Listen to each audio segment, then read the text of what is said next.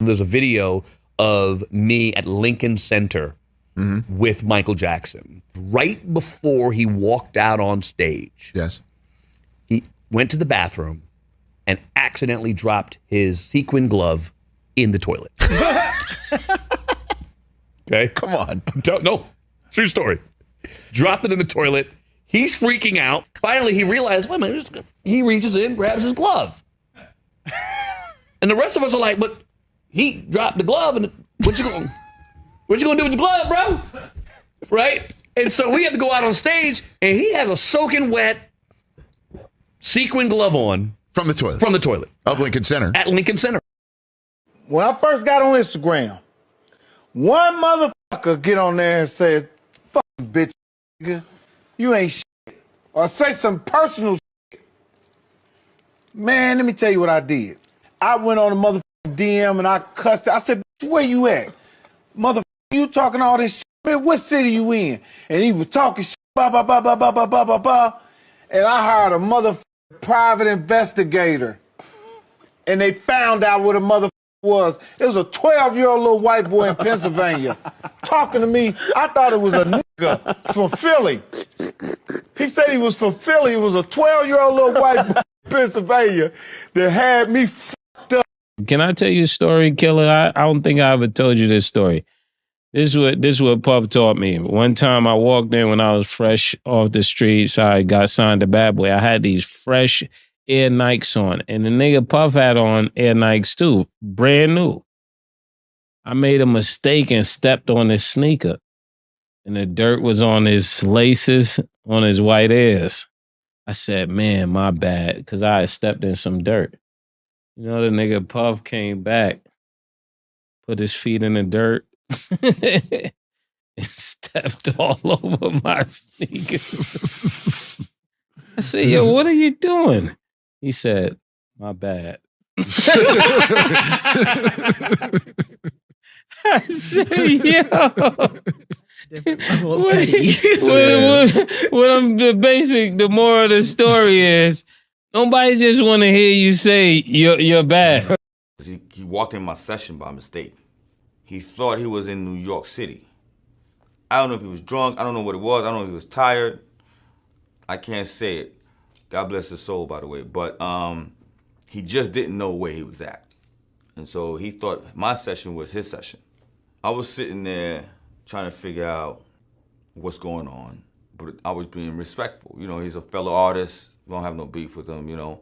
Trying to get him out the nicest way. The music is looped in the background. It's being played. Finally, he's like, yo, what's that? I'm like, oh, this is something I'm working on. What? Put it up. That shit's hot. I need to get on this. I'm thinking to myself, all right. He goes in the booth, lay his vocals. I'm like, yeah, I'm gonna erase this shit. It's all said and done. Shit turned on hot. We kept it. The last time I saw DMX, we had a great night here. Quality brought him by. Wow. But it means a lot, you know. Right. That night DMX came over. Quality had called him. He was 5 hours late. Who, DMX? Yeah. Oh yeah, that's normal. No, what was remarkable, he was late because he didn't want to come to my home empty-handed, he said. Oh no, he does that. He brings games. He went to his trunk, and I mean, we're in the middle of nowhere. This nigga had crab legs. Oh, he did that to us. We sat here, we watched the game. We had a great conversation. We was karaokeing songs, and then we went to my house, and DMX cooked a crab dinner for me and all my friends. My wife woke up in the middle of the night and saw DMX in the kitchen tasting the sauces and soups he made. Right. It blew her fucking mind. Right. I'll tell you how generous DMX was. Okay. This is when I was producing. DMX flew me down to L.A. When he was shooting a movie. And we did about 4 or 5 tracks. But the reason I knew DMX was so big is in the middle of the movie, he stopped filming. It was like Envy. let's go fly helicopters. And we went to the store. We bought remote control helicopters and started flying helicopters in the middle of the set. Now, who was the guy that you were doing the film with at the time? Asian actor. Jet Li. Jet Li. Asian actor. Yeah, let me tell you. Oh, yeah, a little guy named Jet Li. Hold on. Jet Li was a little guy because Jet Li had to wait there in his trailer for 4 hours, 5 hours until DMX stopped. Priorities. They stopped doing these helicopters. Priorities. And I said, this guy is crazy. But we did it for like 8 hours and Jet Li just sat there and waited.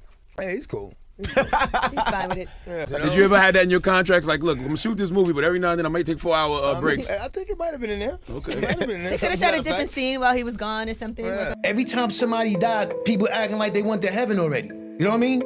Rappers and all that. Oh, he's in heaven looking down on us. Yes. You don't know what this mother could have did.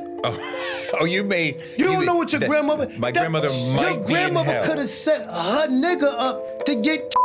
It didn't even tell you. But you just know her as old grandma. She's not gonna tell you that. So what I'm trying to tell you is that she might not even. Everybody got to get judged. Everybody, regardless if you like it or not. Right. The babies, the people that don't get judged is the ones that was like that might have died when they was like premature or 5 months old or. You make me think You about. see what I'm saying? I do, but Everybody got to get judged. Oh man, matter of fact, speaking of X, he did some weird one time. We was filming the video for the first single off the Belly soundtrack. We was filming a video for that, and they had the cop cars there. So we hop in the cop car, we smoking. X is driving now. I don't know if y'all know how this kid drive, but he wild. We're near Skid Row, we see a van. X pulls the van over. Woo, lights on, everything. Walks up to the vehicle. I'm thinking, dude, you ain't supposed to, you can around and get shot like that. He walks up to the vehicle, he's like, I see your license and registration. What you think is a game? Give me your license and registration. Dude gave him his license and registration. And when he did that, I was thinking, what if the real cops come, we go into jail? So I'm standing outside the car like this, so I'm seeing everything that's going on. If the cops came, I was running. That I don't know nothing, nobody, I don't even know these dudes. And he gets back in the car, we laughing about gets up, gives him the lets him off with a warning. We go back to the video set. Word. I was like, geez, I'm gonna tell my grandkids about that. I go and I put White Lives Matter on a t-shirt. And they're like, well, we can't go. Oh, you know what? Let's go get celebrities. Let's go get Puff Daddy. Let's get Dave Chappelle. Let's go get Meek Mills. What made somebody think Meek Mills could say something to me? What made? No, this is the funniest thing of everything. Yo, man, I'm about to start crying, laughing, man. Somebody thought Meek Mills. Sorry. No, I'm sorry. Meek's a gangster. I'm not gonna get to my Meek's joke. a gangster, gang. Meek is a gangster, man. Somebody said, "Oh, Meek." No, I'm literally in tears. So, yeah. The world tour or your girls tour, right? Hold on. No, somebody's like, it's like Meek Mill. Okay, hold on. Okay, that was not my joke, but somehow that part was really funny to me. Okay, so 100. Okay, so 100. Okay. I wasn't rapping at all. You know, just going to the studio at Chad's house. So it's Chad, it's Pharrell, and Shay, NERD. They made a beat, and I was like, man, I'm gonna put a verse on this joint. I'm in there probably doing my best Andre 3000 impersonation. Everybody was like, oh man, that was dope, that was crazy. And Pharrell had this bright idea, like, you know what? 2 dark-skinned brothers. Y'all gonna be named the Clips. No, Eclipse. Matter of fact, y'all black. I was like, oh man, Pharrell's greatest gift is a salesman. So he sold this whole thing, and you know, and so before then, my brother was a soloist, and he's like writing 3 full verses. He was like, and y'all can cut it in half now. This is what we about to do. And the Clips was born. Like, I remember having a party. It was like a Super Bowl party. I had like 700 or 800 people at my house, and like everybody's like fizzling out. It's now like 9 in the morning, 10 in the morning. I think Snoop was there, Mike Epps was there.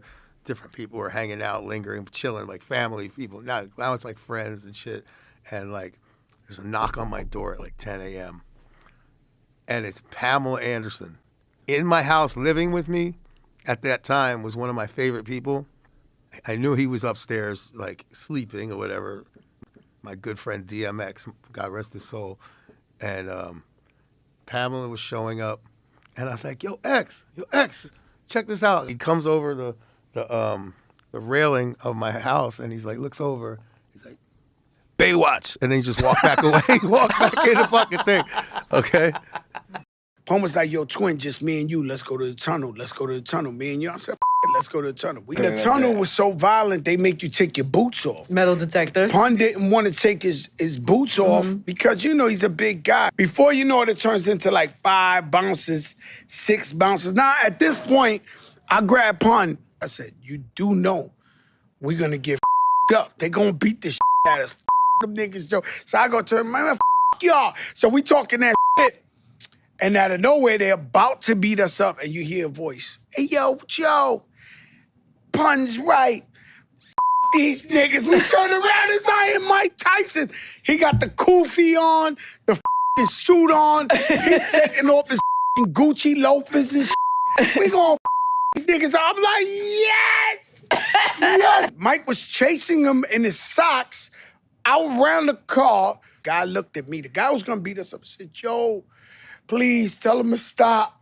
Tell him to stop. They did not want hands with Iron Mike. I was a different person back then. Do you remember that? Yeah, I was definitely a different person back then. I invited friends over to play music and jam and have just a very casual party. I forget who it was. I think it might have been like Salma Hayek, like, because I know she was very, very close with him. And she said, hey, Prince is coming over. This is my house now. Wow. And I was like, what? We were like, we suck. This is not gonna be cool. Like, they're gonna come in and be like, no, it was like, it wasn't a great party. There's like 15 people there. It was kind of like, wah, wah. So he walks in and he's like, you mind if we play?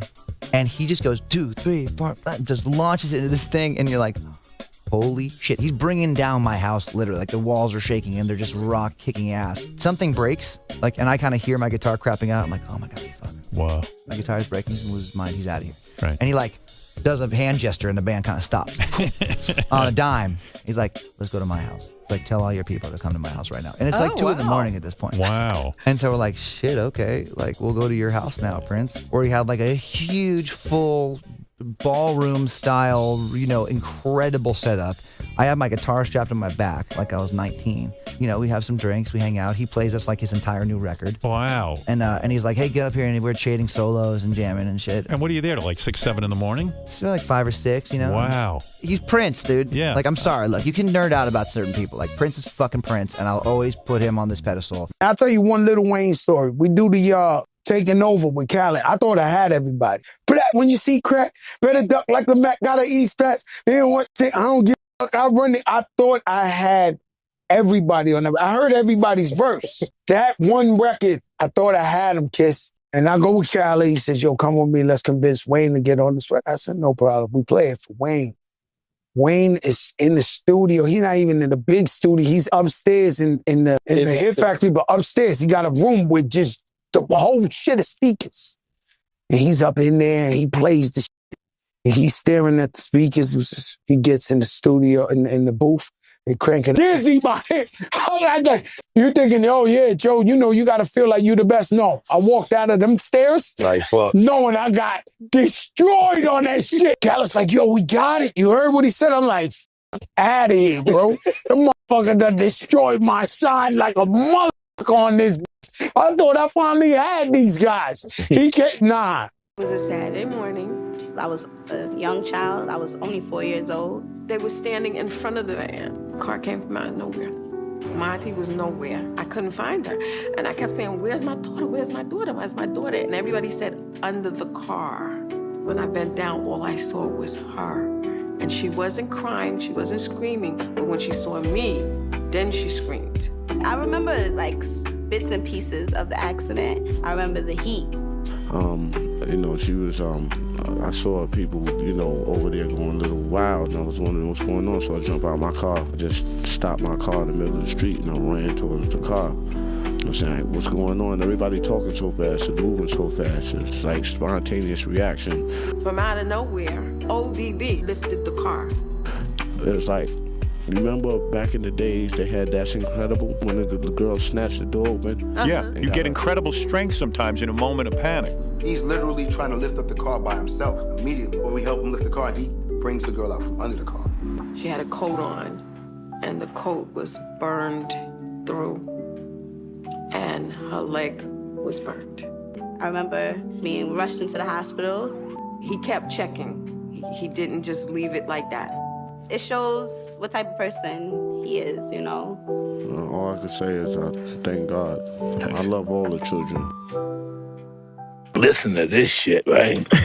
I'm in Cuba. This is crazy. I get high. I'm fighting in my hallway. I'm hitting people with the lamp. I'm just fighting. And so everybody was worried in America that I'm in Cuba, something was gonna happen. And Fidel Castro said, leave him alone. He's just relaxing and he's having fun. So don't talk to him. Don't touch him.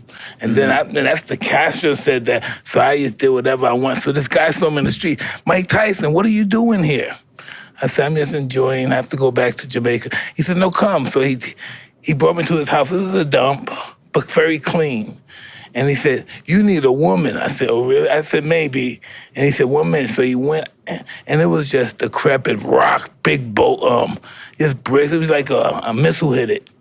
Coming out of this decrepit brick building is a beautiful woman. I said, oh, shit.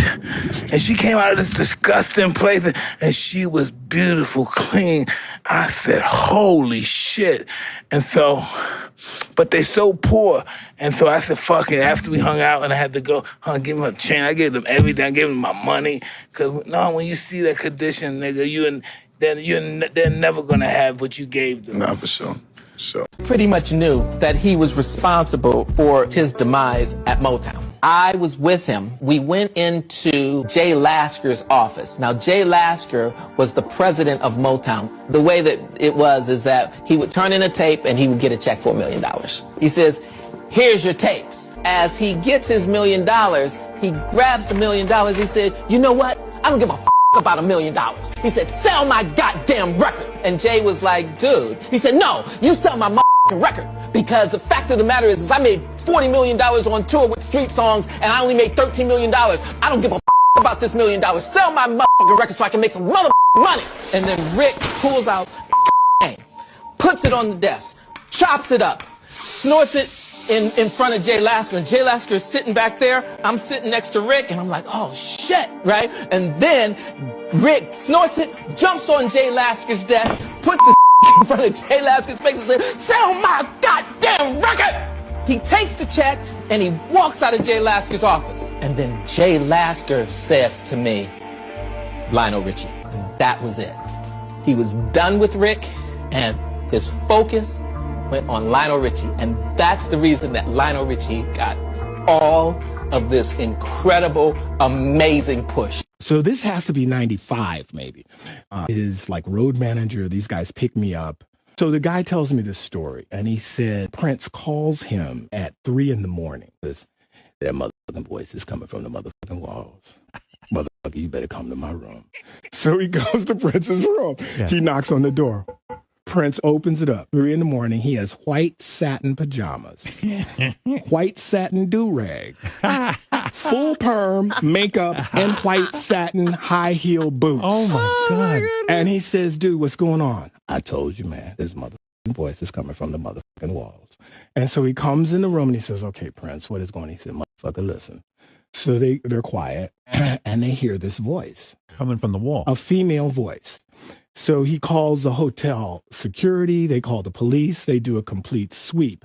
They find this woman who is in the crawl space behind Prince's bed with a flashlight and a Bible, and she's reading Bible verse to try and convert Prince. For real. So he said, as they were dragging this woman screaming out, Prince is sitting at the table with his legs crossed, and he says, I told you, motherfucker voices coming from the motherfucking walls, but y'all motherfuckers didn't believe me.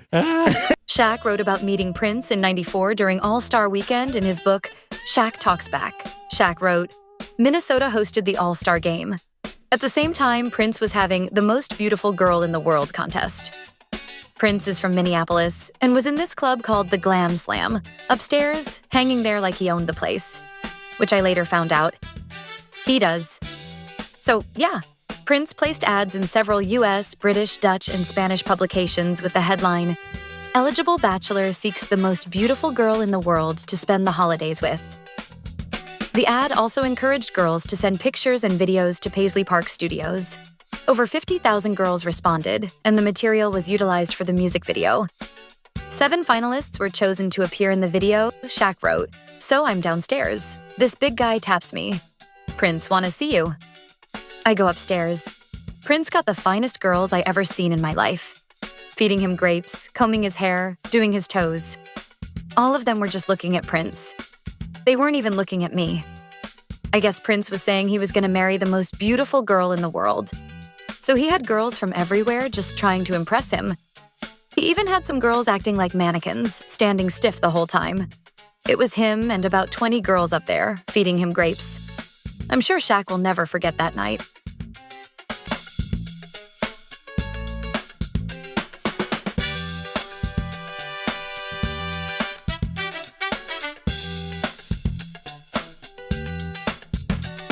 Leo Combs told me someday when he went to watch DMX rap, they had a broken jaw. Yeah, I remember Still that. got the deal. Yeah, he rapped through with his jaw broke to Leo. And got the deal. And broke the braces out of his mouth. Yeah. And Leo was like, nah, this is the guy. Oh, snap. You know, with Well, intensity.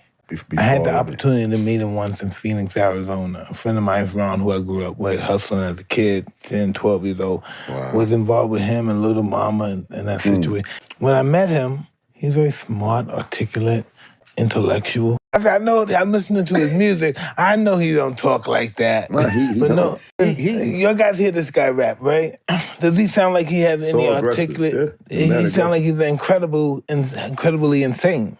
So I expect to see some the look, hey, how are you doing? Hey, what's been going on? Is everything fine?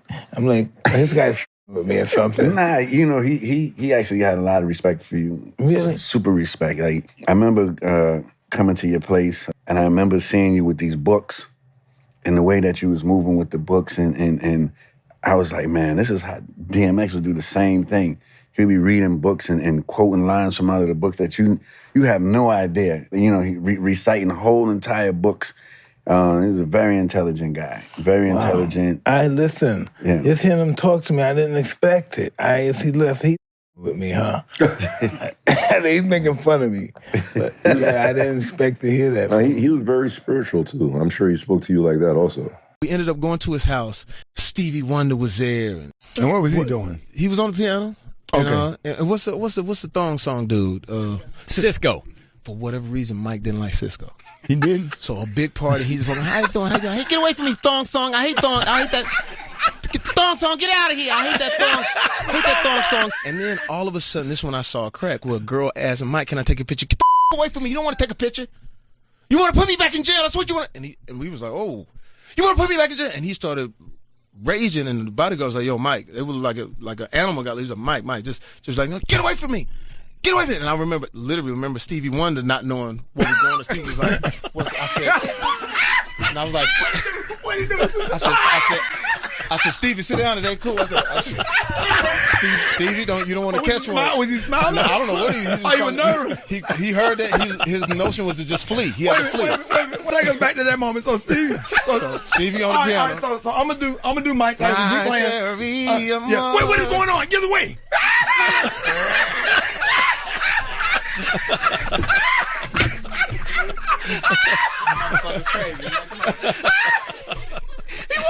He walking, but ain't bumping into nothing. He put a save on here. Because Stevie, I need to see what's going on. When he starts swinging, I need to see what the fuck is going on. Stevie can really see. He got real nervous. We were at Eddie's house.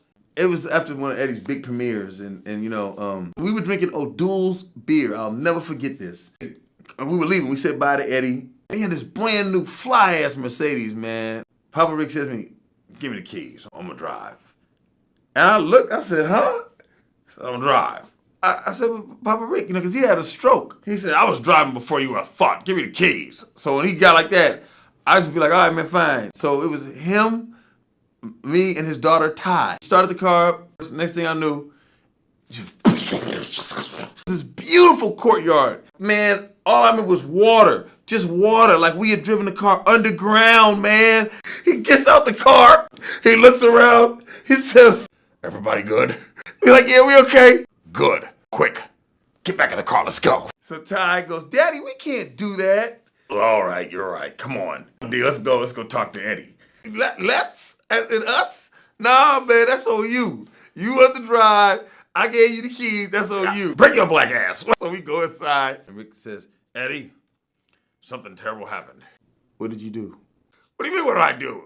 There was a situation. It was this car that came through the first gate, picked up speed to the second gate. It was a chick. She looked like she was driving. She looked really mad. She was really mad, man. She came in and she just demolished the gate, spun out, turned around, did a donut, and flew back down the driveway.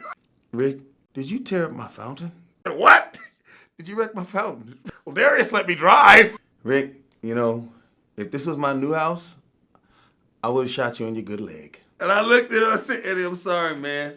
I said, damn, man, where's Charlie when we need him, huh? Charlie went there that night, and we rolled out. It's 1994. 94. I'm 19. Okay. He's 19. Okay. I'm a virgin. Okay, wow. He's not. Okay. Okay. And he had this girlfriend, beautiful, Puerto Rican girl, named Rosario. So one day he's like, I think I want to take her to Roscoe's Chicken and Waffles. And they sit there having they lunch. And in walks Tupac. And so Tupac all eyes on Rosario. Oh gosh, Tupac's here. Holy shit. I'll be back. I want to get it. I want to get his autograph. She goes, sits. She's gonna sit with Tupac. Nigga, 20 minutes turn into 30 minutes, turn into 40 minutes. I get around. And the chicken and waffles get real cold. The grits turn real hard. And he's like, I'm out of here. I'm out of here. And so he walks home. And so our story within our family is that Tupac, they didn't do nothing. But almost. They ate chicken waffles. They ain't doing shit at the freaking booth. Oh, they stayed at the restaurant. They stayed at the restaurant. Oh, okay. Stay there. He snatched Apple's girl up. Damn, I mean, that's not. He might have finger busted. No. I'm just saying, if anybody at that time, Pac, you can't be mad at that. See, what happened was, I was rushing for a flight. Right. And this dude in a raggedy ass Honda, he driving wild slow. Right. Now, usually if I'm in a rush, you know what I'm saying, and I'm in that truck, I'll hit the lights and, you know, throw the siren or whatever, and they get out the way. Right. But he was just totally disrespecting my authority. Not that I really have the authority. You know what I'm saying? I didn't really have the authority.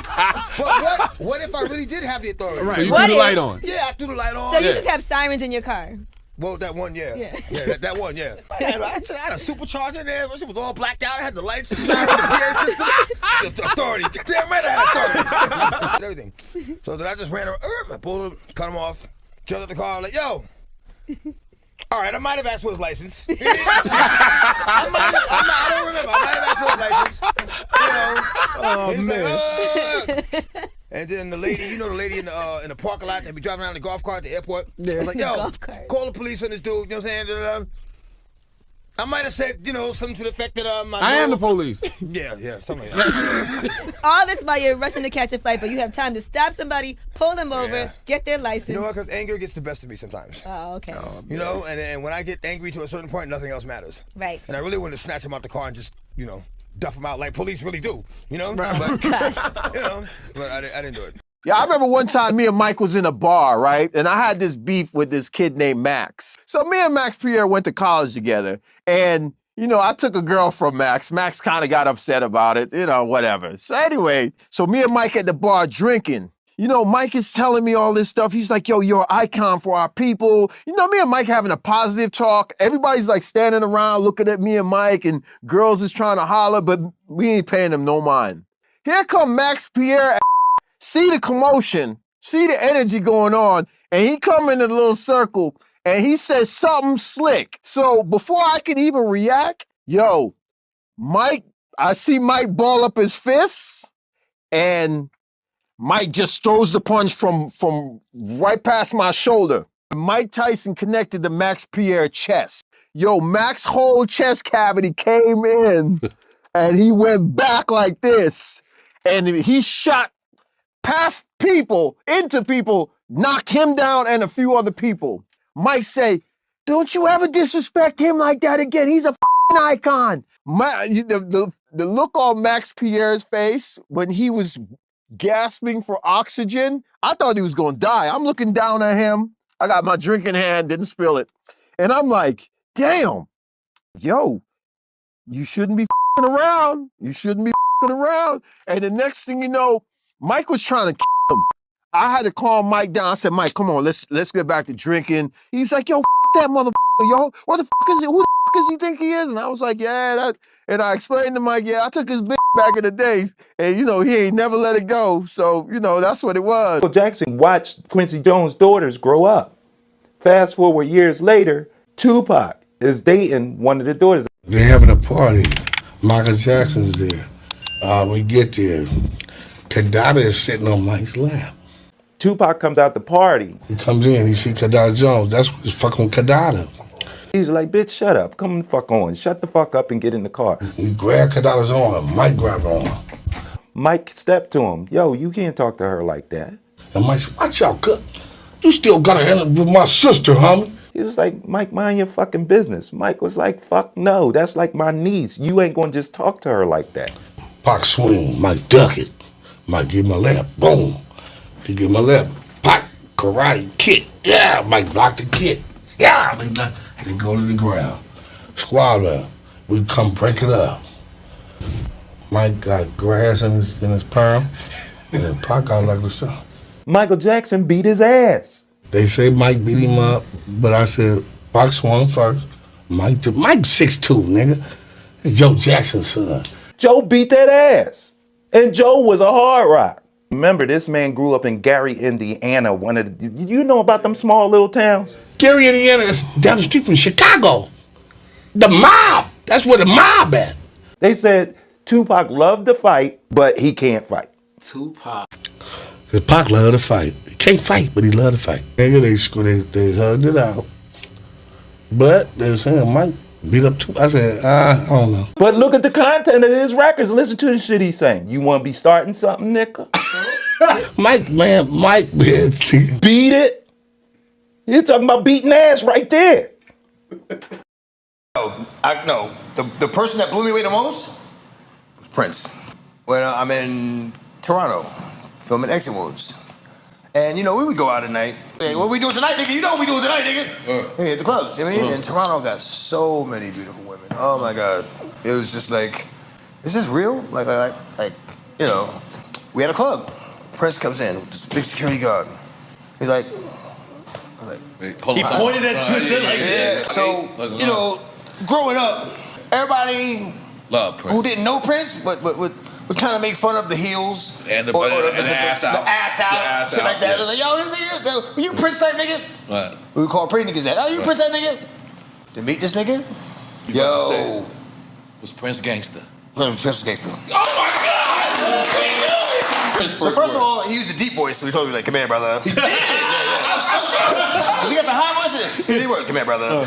And he had a security like one of these tables, like push it up. He pretty much backed half the club up with the table and gave us our space. Wow. And talked to me for about maybe an hour in the club. While music is playing about owning your masters. He explained how gave him the symbol. And he said, all about. I was fucked up. I was fucked up for a while behind that. Yeah. He explained the symbol and everything. You got on your masters, brother. And I'm like, yeah. Sat down and schooled me. I felt like a little kid. In a good way. I felt like he's the OG. Like my grandfather think about it. smacked the shit out of me. Like, what the fuck is wrong with you? But in a good way. In a good way. It wasn't bad. Like, sometimes you like, there is no bad way for your grandfather to smack the shit out of you if he love you. It's true. Right. Yo, to Prince. To Prince, goddamn. To Prince. OG. First time I met Eminem, it was in Japan on his tour. We were opening for him. Late at night, we were in Japan, so they had Yakuza protecting us. Like, we had real Yakuza outside our doors. But after 2 a.m., they dispersed. 2 o'clock in the morning, I called some Japanese bitches to come to me and Sha Money XL. So I started fucking her, and we all went to sleep. So we all leave our doors open on tour. So all of a sudden, this bitch is like sleeping on the couch, and she said the door opened, and somebody with a gun started shooting like a silencer at. They went through the drapes. She faints. She fainted. So we're sleeping. We don't know what's going on. So this bitch wakes up from her faint and grabs her friend, screaming in Japanese, "Da, da, da, da, da, da, da, da, da," like screaming like crazy. So the bitch wakes me up. She's like, "Yo, I don't know. Somebody tried to kill you. Shooting. I was like, "What? What are you talking about?" "Yeah, silencer, shooting, silencer." I was like, "What are you talking about, yo?" So first thing me and Shaw Money did, we called the cops. We called the police. So the police came, like, just to do an investigation, like to check what the hell's going on. Japanese niggas is like, "What the fuck? What are you talking about?" But there were like holes in the fucking drapes. You know what I'm saying? So all of a sudden, this is like days go by. Like we're all scared on the road. So I finally see Eminem, and then we're talking about like we almost got killed the other day. So he's like laughing. And he's just like, "Word, get out of here." So he's just chilling. So 2 days go by again, and I happen to just go out to get a drink like 2 o'clock in the morning, like 2, 3 in the morning. I went out to get a drink. Now I see fucking Eminem. I don't know if it was a ninja mask or some shit, but he had the gun. But the guns in Japan look so realistic. He would like kick the door in. He kicked and start shooting inside the shit. He looks at me and he just walks back to his room.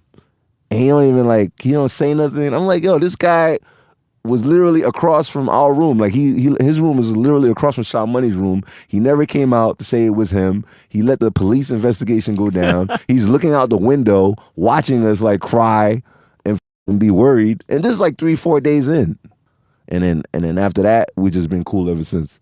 So we're in LA. We at Glam Slam. And the only reason why we went to Glam Slam, that was Prince's Club. We knew Glam Slam always had women, the baddest women in LA.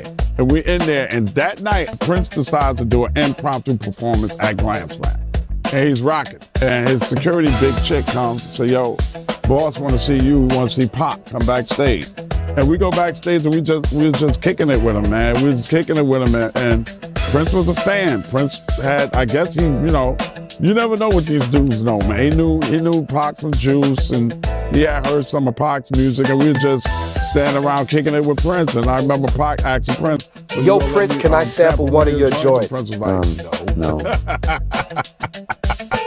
You wouldn't let nobody sample his shit, man. He straight up told him no. And that was the same night Pac got into an altercation with the rapper King T. Oh, for real? Yeah, man. You know how King T was drunk and Pac had a rag. This particular night at the bar, first time I'm trying this new drink called Adios, motherfucker. I had about 3 of them, and Pac came in, greeted me at the bar, and he had a red rag. It started off on some humorous, what you got on your head, you know what I'm saying? And I'm drunk. It was more of the people that was around Pac. "Yo, T, man, chill, man. You drunk." And then Stretch was like, "Yo, I'm gonna knock this nigga out." And I was like, "Leave King T alone. He was f***ed up." And all that. And we ended up getting put out the club. They was yelling back and forth with each other in the parking lot. I was like, "King T, man, chill, man." Pac was like, Pac, oh my God, he got so amped, like, "You nigga." God, and they started getting in each other's face. Speak to him at the car, and then somebody dope feed me from behind. 0 to 100, bro. 0 to a fucking 100. When he got upset, 0 to a fucking 100. So the homie just did this song, right? Pissed the gang of people off. Everybody was mad at it. When the song came out, he was overseas. Then he came back. First place we stopped in was New York City. First thing we do is say, "Let's go to the club," because we wanted to check the temperature.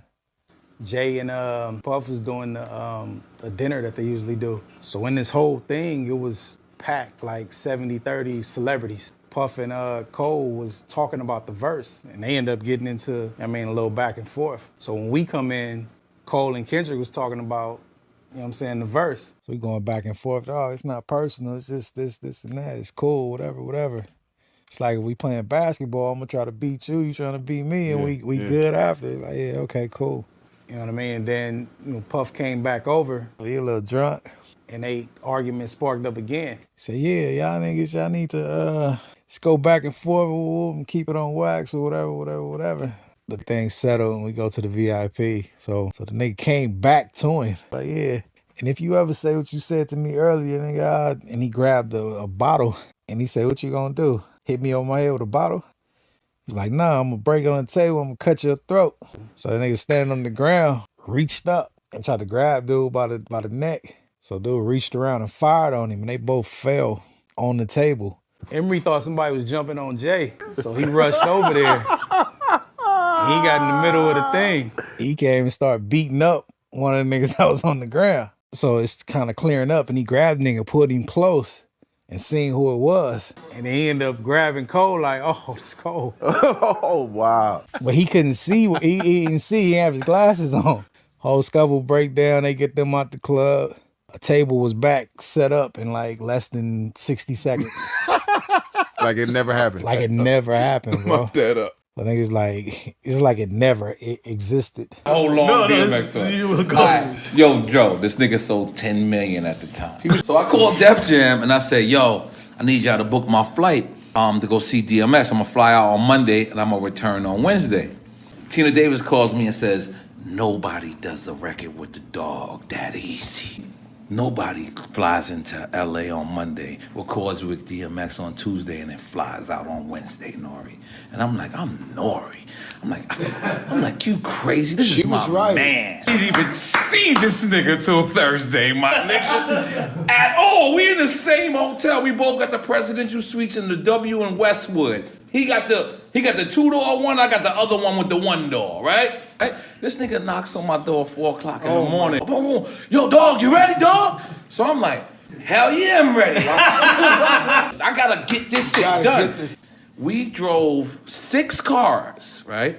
Plus my 2, from the W Westwood all the way around right to Ralph's parking lot. Which, like, we could have walked there. So we pull out. The guy goes, you like cars? Remote control cars. So I'm like, oh, shit. But what I'm gonna say? I don't wanna do this. I need this verse. So I'm sitting there with the remote control cars. I'm acting like I like remote control. I hate remote control fucking cars. Cool, I did it. Boom, he just drives off. It's over. Never see him again. Right? Boom, the next day he hits me. Let's go, NORE. He took me to Dublin's. Now, I didn't know at the time Dublin's was a fucking pool hall. I'm sitting there acting like I like pool again. Fucking Sunday morning. I still don't get the verse, but he's hanging with me. I know he's not dissing me. Yeah. Some random dude just walks on the street. He's like, yo, DMX. DMX like, what up, dog? He's like, I got a studio right here. He's like, yo, NORE, look at that. We got a guy with a studio. Free like, studio. Yo, that's what you've been looking for, right? I said, dog. The nigga start laying this verse. Boom, boom, he's killing it. Me and Pone looking at each other like, we got it. All of a sudden, the music is just dead, right? And nobody's in the studio saying nothing. So I open this shit. This nigga is laid out, knocked out. Everybody's like, yo. Nobody fucks with the dog while he sleeps. Yeah. How many bars he got in? He was like 6.5. Damn. It was Chris Lighty's wedding. I get uncomfortable. Like he said something to me one time, a long time ago. At Chris Lighty's wedding, he told me he'd take me shopping. Yo, it's like, when we gonna get the chance to, to kick it, like we could just hang out, nigga. We gotta kick it. He was like, yo, you hot now we gotta hang out now, like hang out. Yeah. He said, I don't know, maybe I take you shopping and I get you some fly shit and you could give me the hood shit. And I'm some shit. I mean, like I paid for it. And I was like, what the fuck this nigga just said? Yeah, I thought he needed some clothes. I got the fuck away from him because I was like, this nigga, this nigga just tell me he'd take me shopping. What? I'm a nice guy. Why? Let me move, man, before I do something. You're gonna make me mess up the wedding. With Fifth, he loves me. He loves me. He says things, he doesn't even know what he's saying is like fruity. Do y'all really can't have see a beef? I mean, y'all can't see it. No, we can't. But that's a nice gesture. Let me get out. No, take me. That's what a guy says to a girl. It feels like something must have happened though, like that we just don't know about behind the scenes. He loves me. It's your little fruit pop. It's a fruit pop. It's your fruit pop. Trust me. I don't know. I don't. The same. No, we are not. Okay, we are not the same. But I mean, we are as not far as cut the way from the you same guys cloth. work hard. To Miami. Nori's there. Nori knows this because I looked at him like, yo. Wait, hold on. Where was this at? This was at the wedding. Chris, right after the wedding. I'm beefing with Steve Stout, and Puff is telling you he's going to take you shopping. After the show's over. Swear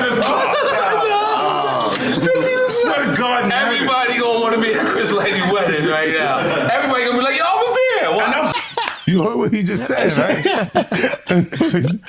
He's like, yo, certain things they let it go by because it's Puff. Like they would look, like he would say stuff, and it's like he wasn't like in the closet, he was like in the hallway. Yeah, I love this drink. Where you put my bag I like at? when you like this, Daddy. Yeah, where you put my bag Daddy, at? I like when you scrambling and scraping for shit. No, I got like that. Shit. Yeah, I'm not going to go with that one. Make a that wish. one. Just blow it out. It's your birthday every day. Every day's your birthday on Drink Champs, goddammit. Scrambling. What? You said, I like when you do it like that, Daddy. When you scrambling and scraping for shit. Hey, man. He said, I like it, I like it when you scramble, like that, yeah, Daddy, yeah, when yeah. you scrambling and scraping like that, So where Daddy. did that part come from, No, though? no Dominicans were saying no scrambling and scraping. Hey, that part? I can't. I don't know.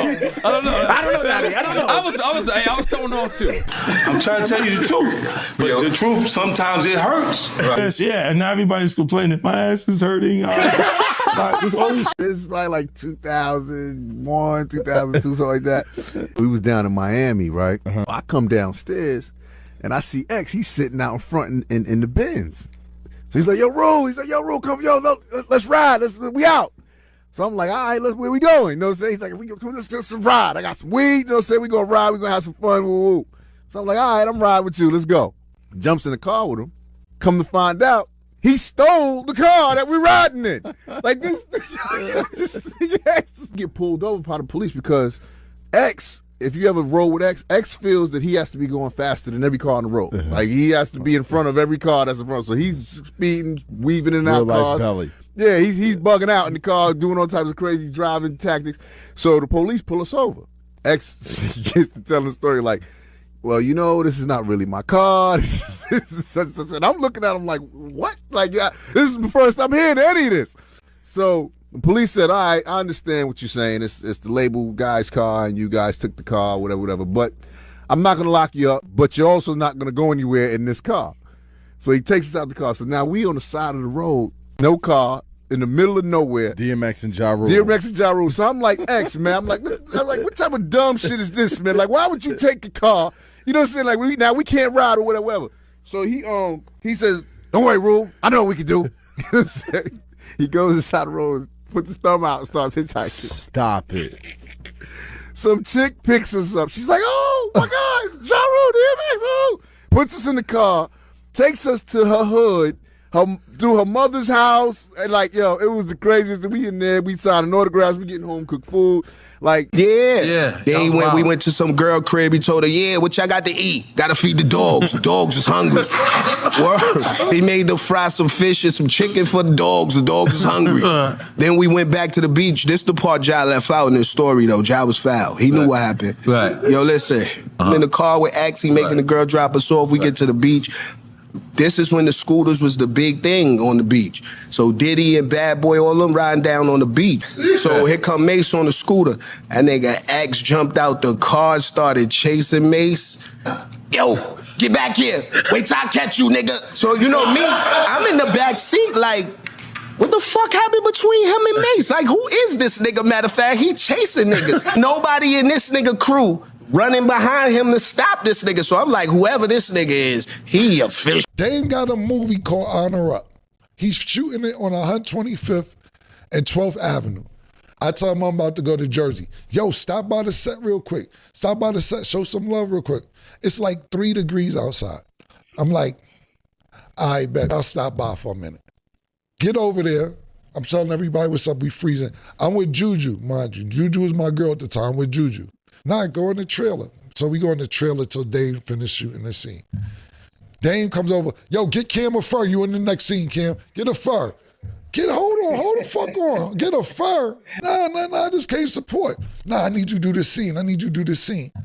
Damn, I didn't come here and do no scene. Oh shit, Juju here? Get Juju a fur. Get her fur. Both of them, they gonna put them in the nigga scene, the bitch scene. I said, Dame, I don't wanna be in this movie. Oh, you gonna do me like that? Pause. That's what you gonna do? Word, you serious? Now the guilt trips on me.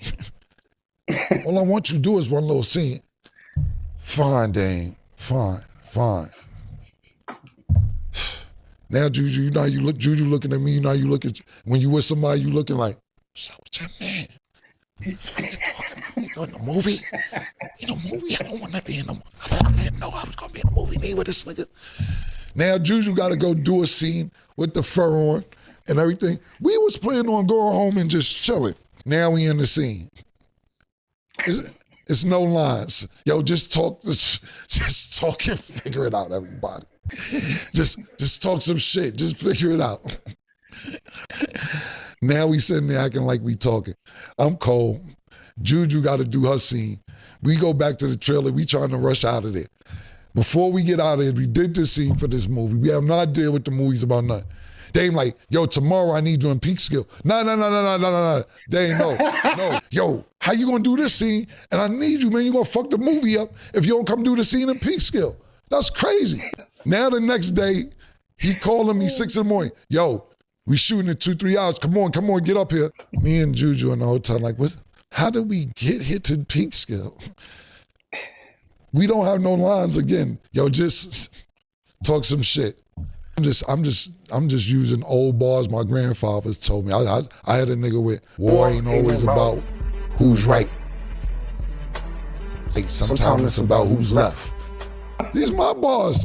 I'm in this spitting freestyling. There's no lines. It got to a point in the movie saying Stacey Dash is in the movie.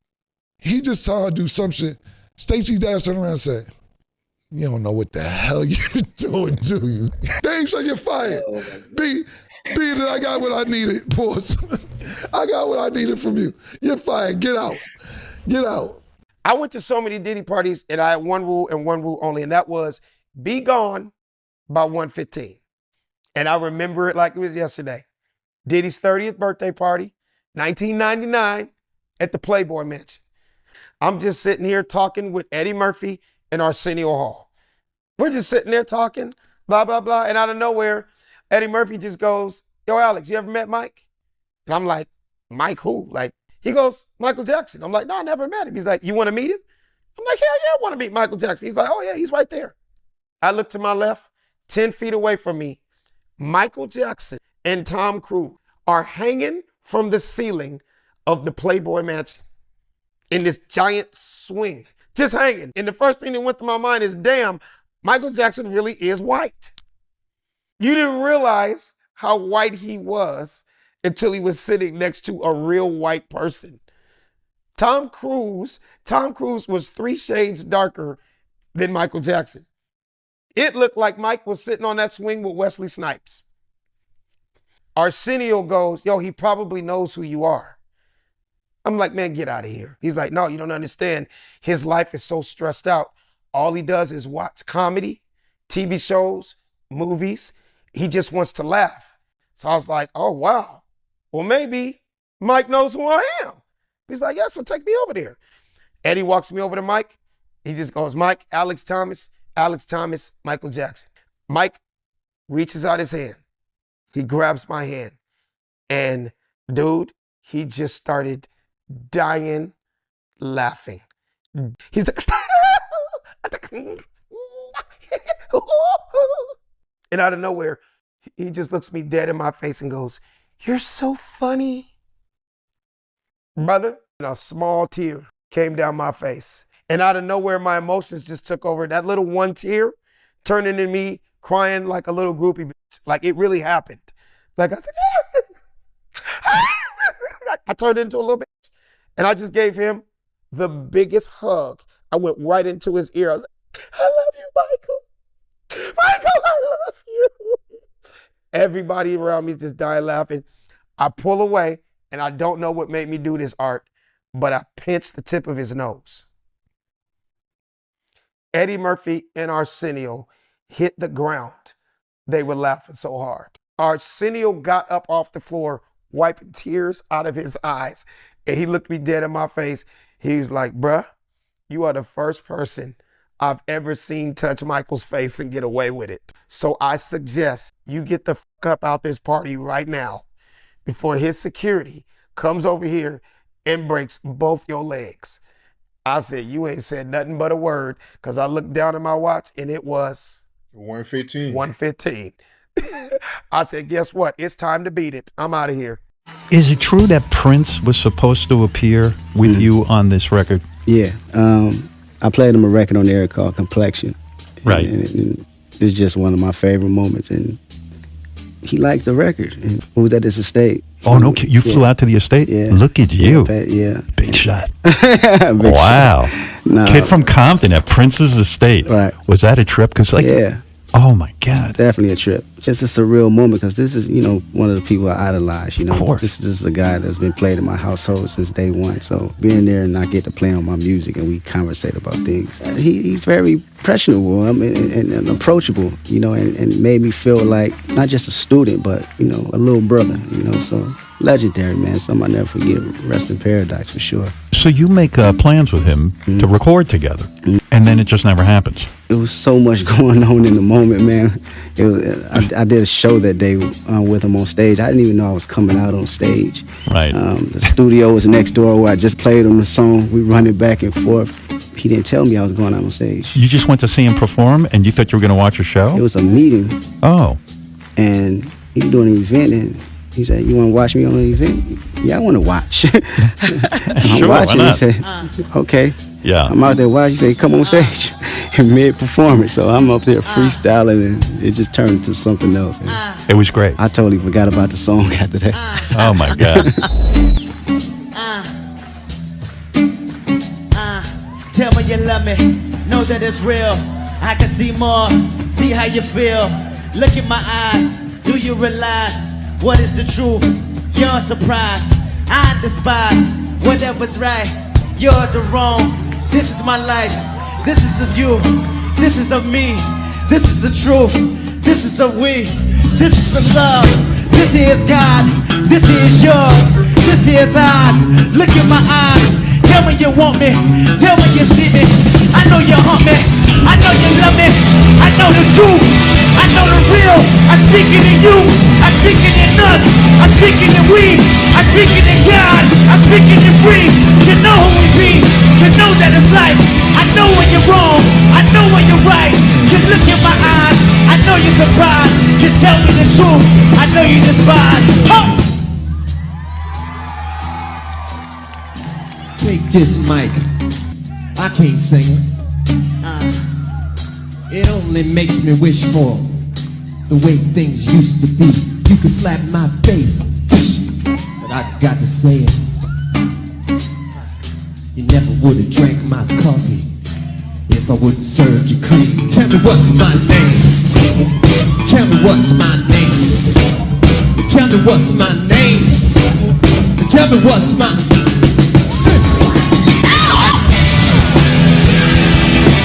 The first and only time I ever met Michael Jackson was at the BET Awards. Tony doesn't draw.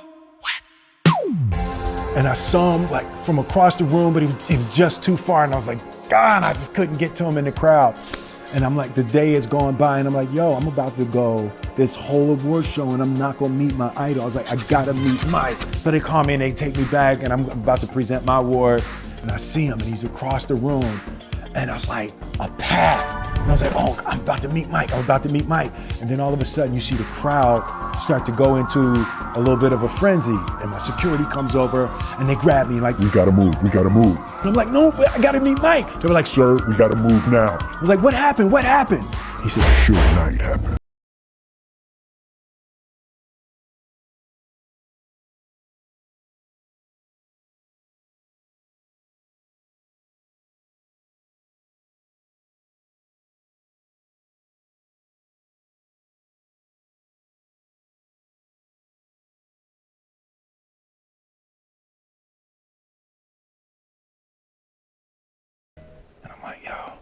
And I hear, hey. What oh, Michael Jackson is behind me. And I was like, oh, Mike? He's like, hey, how you doing? Oh, hey, what's up, man? What do you think's going on out there? Suge and them tripping. Suge's always tripping. All that success and he can't figure out how to be happy. Yeah, it's crazy, Mike. So you like comic books? Yeah. I love comics, Mike. I love comics. You know, I don't know nothing about no comic books, but I'm here with Michael Jackson. I ain't gonna tell him that. Yeah, I've got a Fantastic Four, first edition, number 4. Want to trade for that? I got the new edition. Ronnie, Bobby, Ricky, Mike. Yeah, that's the one's the first appearance of Ralph. I don't think I've read that one. So I got Michael Jackson all to myself. I'm like, all the questions I could have asked, everything I could have said. What's the glove made out of? What's Tito like? Can you moonwalk forward? Is Annie okay? All that stuff. Blew it. And then all of a sudden the door bursts open and security puts his hand on my face and shoves me out the way like he never saw the Fresh Prince and said, Mike, we gotta go. And I'm laying back in the mops. And then Mike looks and he turns and he makes eye contact with me. He says, bye, Will, see you around. And he goes off. And that was the only time I ever met Michael Jackson. I guess I got Suge Knight to thank for it. Tony doesn't draw. Tony doesn't draw. Oh yeah. Like and subscribe, don't be a. Like and subscribe, don't be a. Comment on this video. Tell me what you wanna see. Comment on this video. Tell me what you want from me. It's been fun rocking with y'all. I'm out.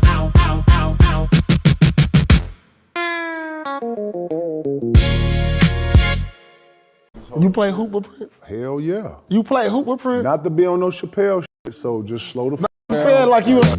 Tony doesn't draw. That's lit, Lord. So, Lord, we be in the club and bro will come in there and he'll just grab a couple of us and then you grab whoever and then we out. So he would do that. And then he would be performing new music and shit too, because he had a stage and it was like a sound stage. Yeah. And part on the side, he got a court in there. And Lord in there like AI, straight up. And he in there talking that cold cash shit. He play out of his shirt. He in there looking like Prince. Hair going. I couldn't ignore it. Wow. Lord, but it's also a concert going on. Yeah. Niggas over here, you know. What you mean? So y'all hooping, man, we hooping. It's a dice game in here, you know. Man. This was just the spot where he just like, this shit went on at 7 in the morning. Right. You hear me? It's that shiznit. It's that club shiznit. Yeah. That's lit. This shit was cracking. I can't even imagine. And he balled hard. I'm talking like game to 11. 1, talking that shit, you better get up. Like he ain't doing all that. No. Come on. He like, what's happening? He got hands. He got handles. Hands. What you mean hands? Man, you hear me? Hit you with a flurry of blows, brother. Nah, you ain't see no whip nobody. I ain't say whoop nobody, but I know I'm from the hood. Lord, I know a nigga who running it. Right. Man, everybody in there trying to guard him. He in there, dropping your ass and get in your face and he north side. And all that little other shit that the world was you like it all? I would have been. Man, I'm in here looking like, man, I wish my mama could. I was on that, like, I'm in here watching Prince. Right, that's what my nigga didn't like. But yeah, I did that twice with it. But Paisley Park is where he entertained. And then you got to hear some new shit. And then he would go back and do like Nicki, or he'll do Dove's Cry just for the fuck of it. Like, Nicki, one of the hardest songs he ever did. And then he would do it with this big ass guitars, purple. Came on his own, he would do like a rip for like 20 seconds. Then he'd go, once knew a girl named, and come off that motherfucker. Man, I'm in here like, man, I'm riding home. I'm supposed to hit the exit like 20 minutes ago. I'm in the bliss. Then he had breakfast and everything. Right. Let me get out of here. Who will win in hooping, Michael or Prince? Michael who? I never seen Michael Jackson hoop. You don't remember the Jordan commercial? Yeah, I saw that dribble. Going off how he was dribbling, Prince would bone the shit out of Michael Jackson. Right. That nigga had a right to left and he had a right to left. Talking about like iconic artists, it's like them too. Listen, Prince was short, small, compact, and fast. On some Mighty Mouse. Right. And hair blowing, Lord. Looking like my sister out there, motherfucker. Getting you work. Ha, talking shit. Right. Yeah. That's lit. That's a well-kept secret that I don't really think he wanted out either. I got a DMX story, man. This is the first time we really are hanging out with each other on the set of Exit Wounds. Get to Toronto. And I was like, yo, I want to hang out with X. Got in contact with him. His team is like, all right, we're going to go to Red Lobster. X wants to take you to Red Lobster. I was like, okay, bet. We pull up. He has this little convertible Mercedes coupe. It's just he and his security guard. So quite natural, I'm getting in the back seat. They're like, no, sit up front. So you got this big ass security guard sitting in the back seat of this little small ass coupe that's only built for 2 people. So he's sitting in the back. But here's the thing. So we go to Red Lobster. We go to have dinner.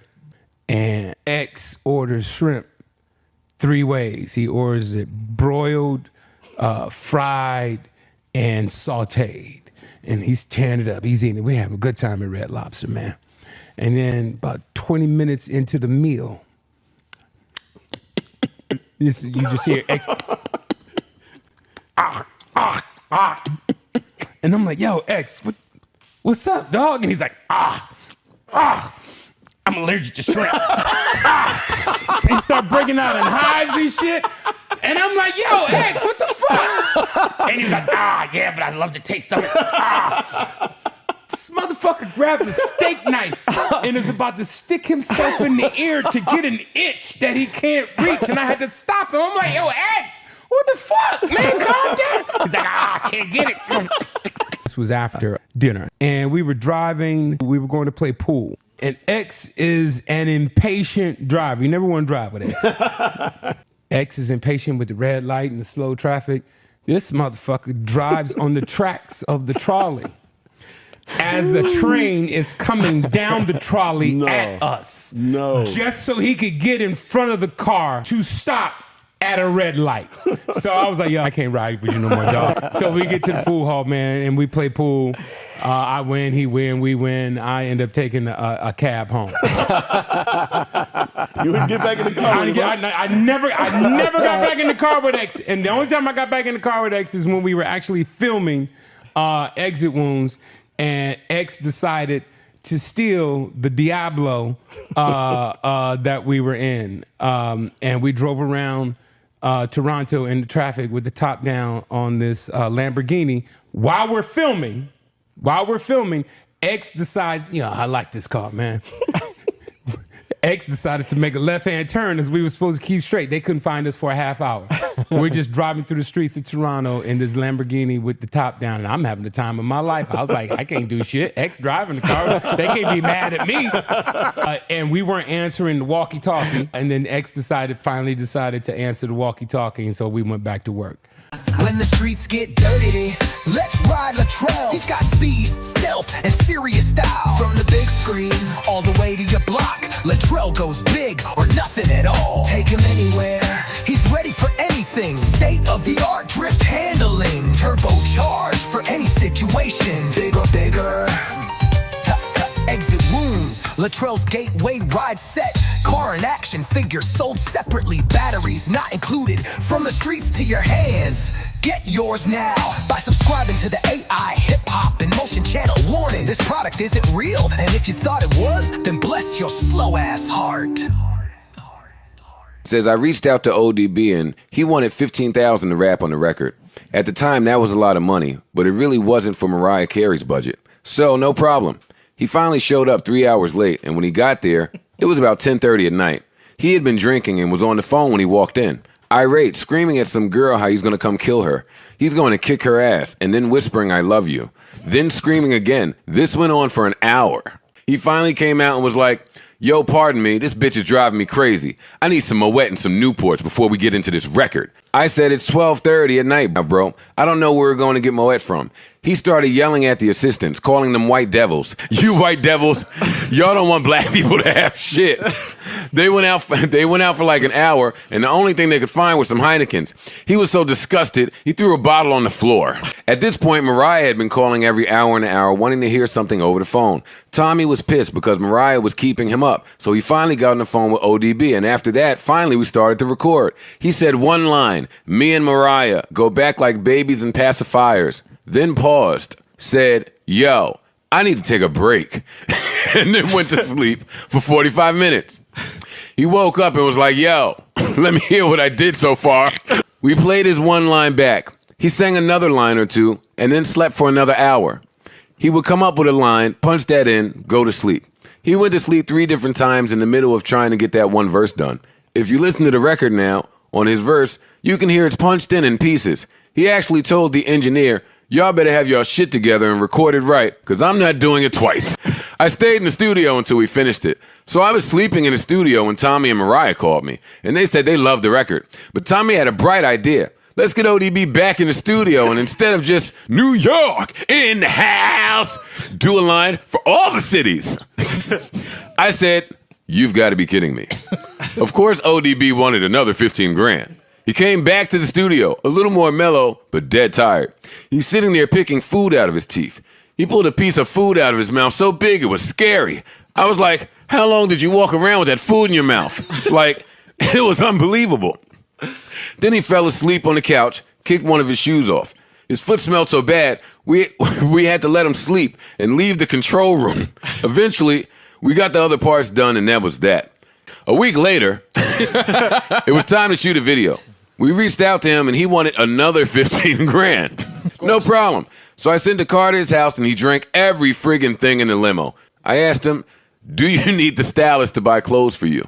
He said, nah, this is hip-hop. I'm just rocking some jeans and Timbs. Right. That day, he was in a trailer, in and out of consciousness, when I said, we're getting ready to do a scene.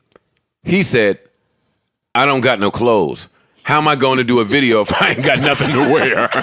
I started screaming at him. Man. Tommy told us, take my corporate credit card to the mall. Old Dirty disappeared for a minute, and we found him in the store trying to buy Louis Vuitton luggage. He said, I'm going to use it for a scene. He came back on the set with all these bags of Tommy Hilfiger clothes and Timberlands. It was finally time for him to do the scene, and I promise you, he put on a pair of jeans and Timbs and said, I'm not going to wear a shirt. I don't need clothes. I wanted to shoot him. I brought Mike to go see me rock with Prince in Vegas. He's in Vegas. He's like, I heard you guys have a show tonight. I'm like, yeah, we got a show going on 10. Oh, rats, I'm gonna be sick. I gotta put the kids to sleep. I was like, okay, so why don't you come? I'll be rocking with Prince like around 12:30. Oh, I can't go to that. I'm like, why? Prince is a meanie. He's a meanie. I'm like, no. He's really nice, Mike. No, you don't understand, Will. One time he tried to run me and my mama over with a car. Oh, damn. Listen, it's different now. Why don't you just, he'll be really happy to see you. Are you sure? I'm like, Mike, everything's straight. They're gonna put you in a section. It's gonna be awesome. He's like, are you sure? I'm like, trust Mike, it's gonna be awesome. I'm like, oh shit, I'm about to be late. It's 12:30. Mike's supposed to be waiting for me there. So I'm like, oh, Cap, stop the car. I'm running. So I get out the car and I run. Somebody's like, Wyclef. I'm like, hey, Wyclef ain't here, nigga. So they run to the thing. Ruth's like, gives me the mic. I'm like, yo, Mike. So he's like, okay, I'll be watching you. I go on stage, I do my shit, freestyle, da-da-da-da-da-da. I come off stage, I go sit where Prince has Mike situated. So Mike whispers in Ruth's ear. Ruth then talks to me and says, Mike wants to know how come Prince hasn't acknowledged him on stage. I'm like, oh. So Prince is still on stage while this is all happening, he's playing. I'm like, oh no, I think because he has you in the VIP section, he's not trying to blow your cover. Right. Okay, yeah, that makes sense. It's like, oh no, it's okay. And so as that conversation dies down, Prince then comes in front of us, walks through the crowd while he's performing. Plays the bass, aims the bass at Mike's face. Yo, you going and too then long, like, Will.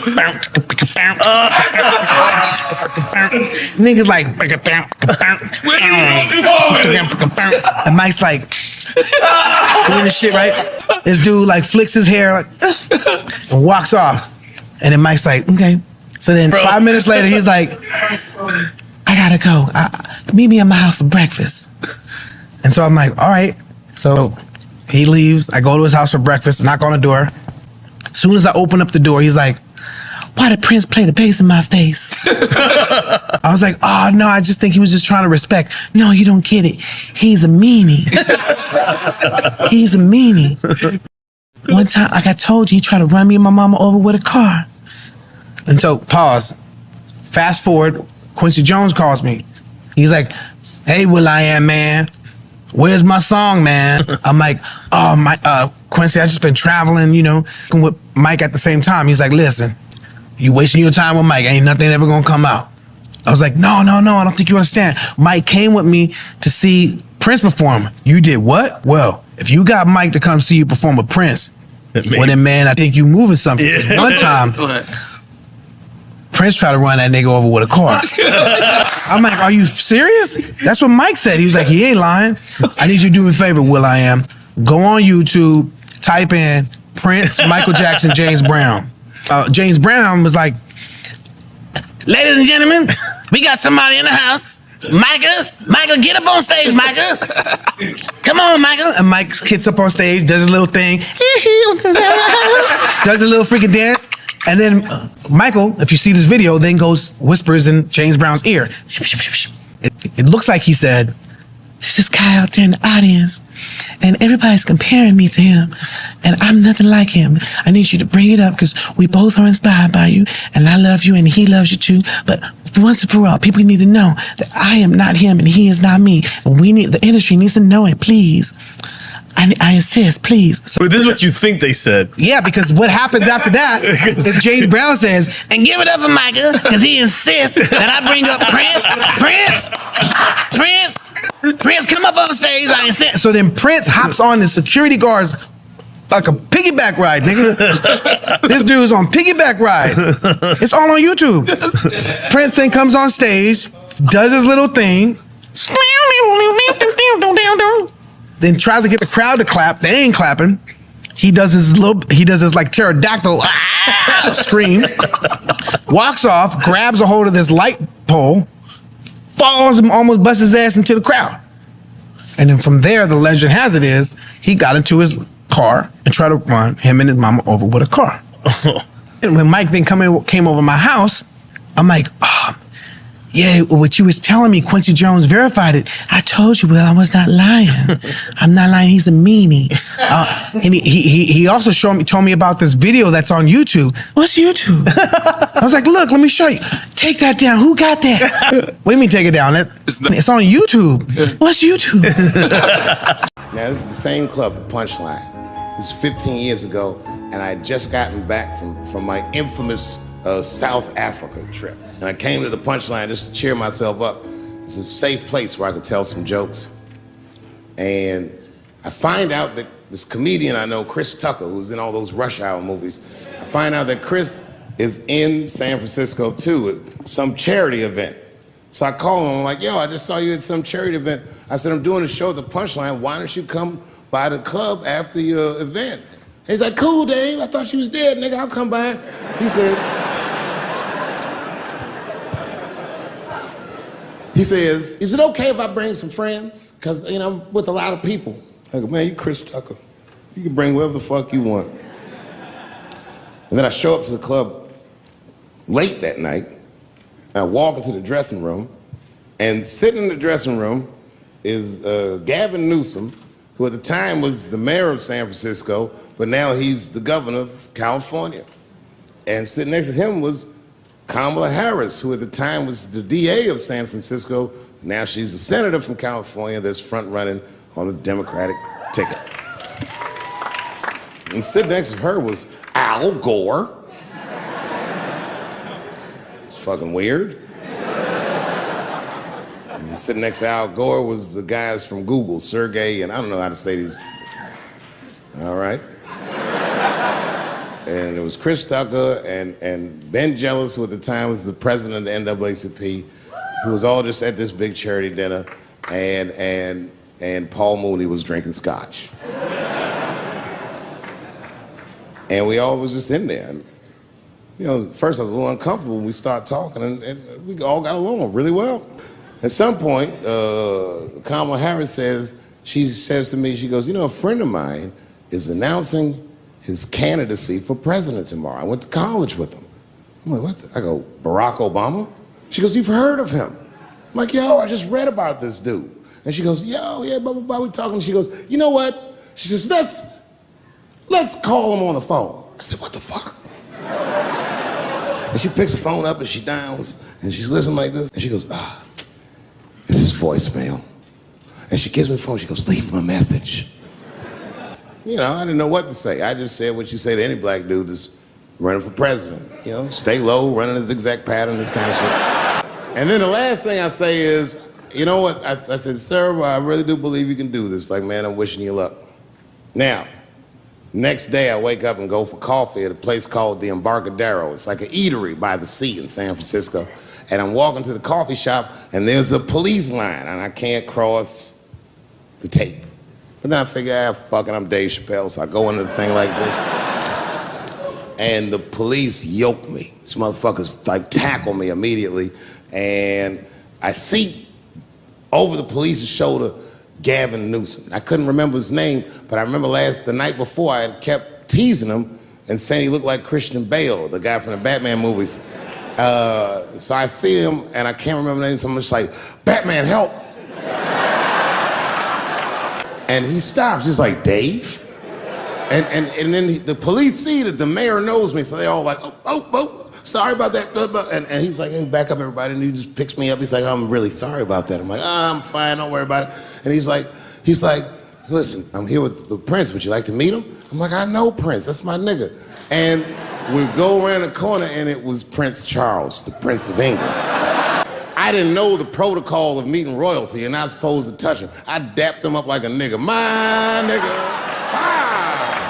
Hugging him and shit like this, dapping him up, like this. And that nigga was cool too. I was like, it's really fucking weird. And then I was just out there in the upside down, not having no TV show, trying to figure life out. And the election was going on in the background. And this guy, Barack Obama, was picking up steam. This motherfucker was killing it. And I had a chance to go to the last debate on the Democratic ticket. And I went. It's me and Chris Tucker sitting in Myrtle Beach, South Carolina. It's the last three candidates. It was Barack Obama, John Edwards, and Hillary Clinton. Now, Obama's a lot taller than Edwards and Clinton, and he had the center podium. And at one point, they're all on stage, and they start fussing, and Obama goes, look, none of us are perfect, like this. And his hands was like this, and there was light shining behind his head, and the other two candidates was looking up at the nigga, and I was sitting in the audience like, this nigga looks like Jesus.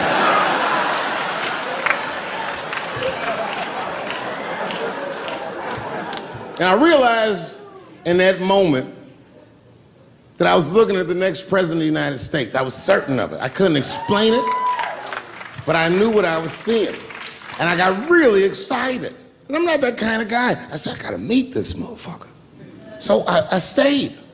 They were all on stage doing interviews, and I just waited. I was waiting and waiting. And then John Edwards was done with his interviews first, because everybody knew he wasn't gonna win. And I see John Edwards, and I said, hey, Senator Edwards, I just want to say hi. And that motherfucker looked at me like, I'm like, fuck you, nigga, you gonna lose anyway. And then he left, and then Hillary Clinton just walked by me in one of them Steve Harvey suits.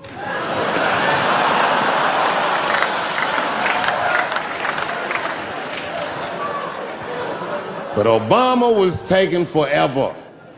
Everybody wanted to talk to him. When I knew the media saw exactly what I saw, there was no question about it. That was the guy.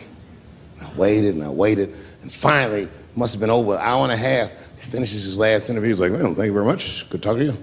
And he turns around and we make eye contact.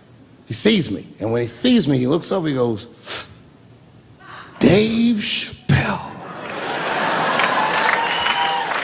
And Obama did me the same way I did Prince Charles. He dapped me up, and he like bro hugged me, and he pulled me in, and I'll never forget this. He said in my ear, I got your message.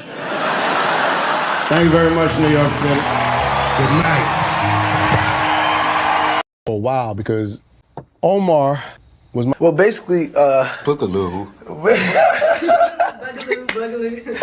Marlon Wayans, I'm playing the role of Boogaloo. What What is Boogaloo? Where did that name come from, first of all? Some white guys in there. What's a homeboy hip-hop name? Boogaloo! What are they calling each other these days? He was like, I love you, dap me up, good seeing you, continue success, blah, blah, blah. We're leaving the party, I see him again, dap him up. My brother Keenan's in the party with me. He gets in his car, I'm in my Range Rover, and we hear pop, pop, pop. Keenan's like, yo, go. I remember his head as he went over the speed bump.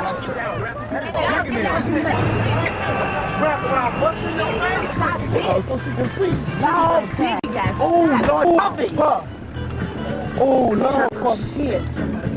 Oh, they kicking. Oh, somebody got shot. Who that was 5 shots fired. Oh, look at that wreck.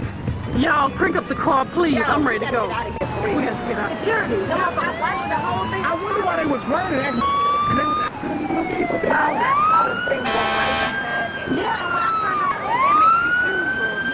I went to go eat at Jerry's Deli. I'm friends with Shaq. He was only 24 years old, was just starting what was expected to be a promising career in music. But tonight, it's only what could have been. Los Angeles police are investigating the shooting death of rapper Notorious B.I.G., also known as Biggie Smalls. He was gunned down early today. The rap star, whose real name is Christopher Wallace, had just left a Soul Train Awards party and was sitting in his car when a vehicle drove by and someone opened fire.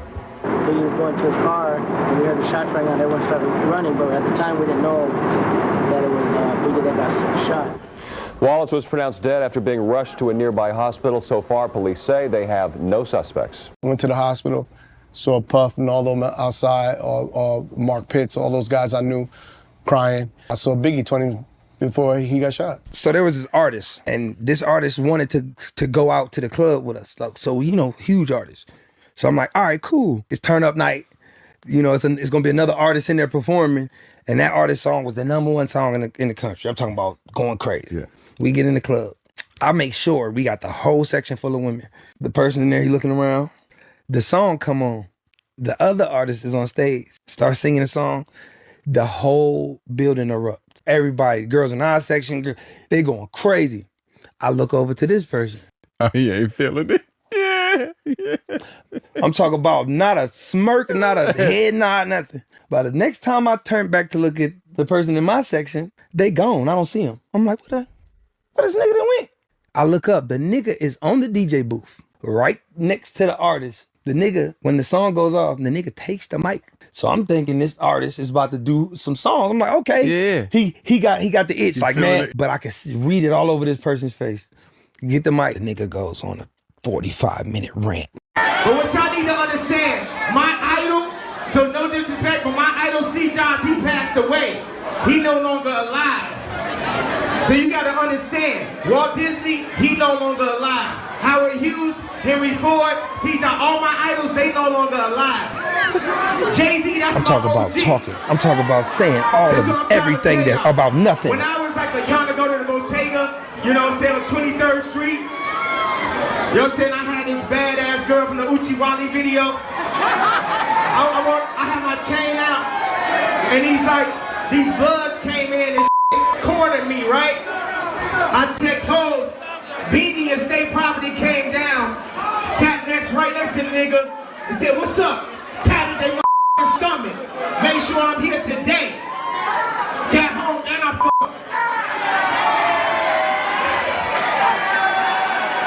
It's like, it's so disappointing, like when I was in there.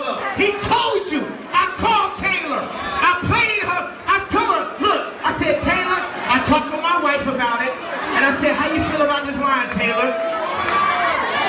I was like, Taylor, I feel like me and you might still have sex. She said, ooh, Kanye, I like that line.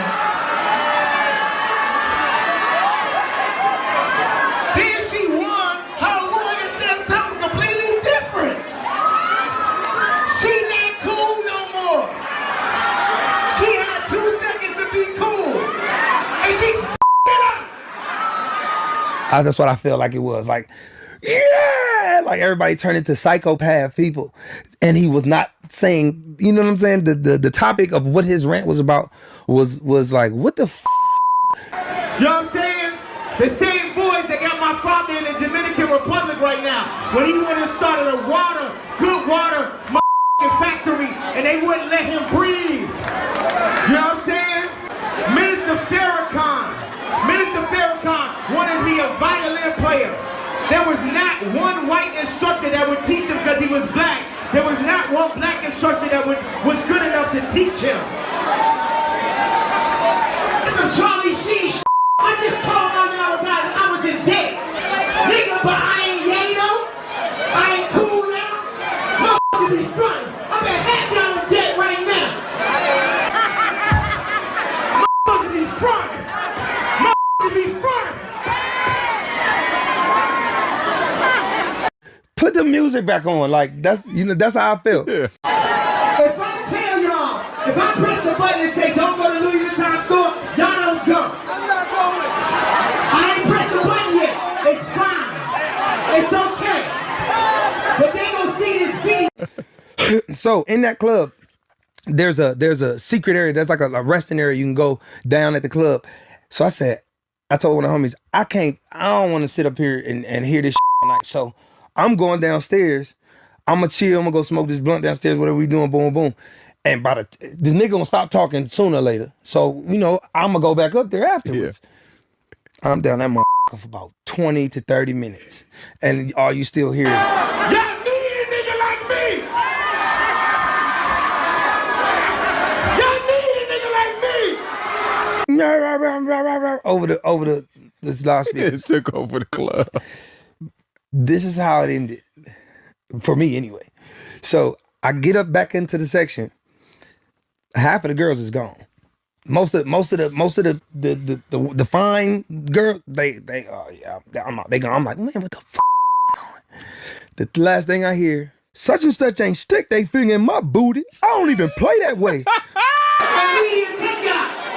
Niggas stop trying to make up stories.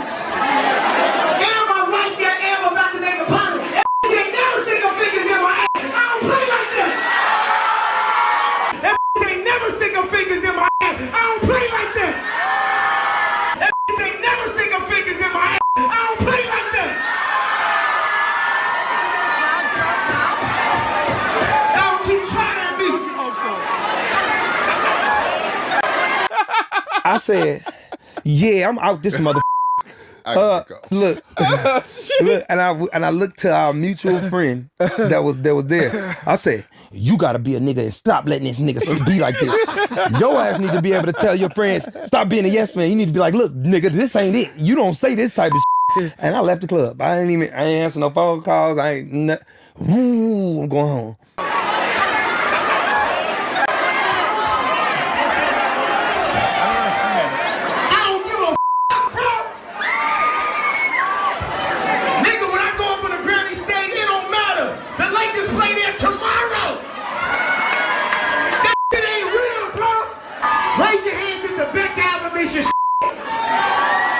That's your ride out joint, huh? The back out. Ooh, this new back, I need it. I ain't trying to diss Beck. He's a nice human being. Such as Macklemore is a nice human being. But out of here. They disrespecting us. Hey, Beyonce dropped that drunk and love y'all. Like, oh. And then y'all just accept that she ain't wearing. Why? Because she got money? She got enough, huh? That. They need to respect us. I mean, Watch the Throne, Dark Fantasy, same year, ain't getting nominated for neither. You know who got 2 albums of the year? Shot-Town, nigga. Southside, nigga. Westside, T-Mills. LA, nigga. LA, nigga. Memphis, nigga. The paradigm shift is upon us. The paradigm shift. I don't play y'all this new joint in prime time right now. I play it one time. Yeah. It's some shit. The players drop this shit. This ass rolled the window down. People was reaching in there, tearing his clothes off. They're pulling me. Tony doesn't draw. You know, Mike was in a lot of trouble, man, and me and Mike was cool over the years. I always hung out with him and talked with him, and like, I was the only one that ever called him the N-word and stuff like that. I just talked crazy to Mike, 'cause, you know, he needed that, you know. He just, hey man, hey, nobody got no time for that. So one day, Ramon called me and said, Steve, Michael want to talk to you. I said, what's up, Mike? He said, man, I need to go to church. I just want to go to church. He said, well, can you take me to church? I said, yeah, man, I'd take you to church because Mike thought they was going to convict him. And he said, Steve, I didn't do this, man. I just believed him. I've never believed that about Mike. I know him. I've been around him. So I said, okay, man.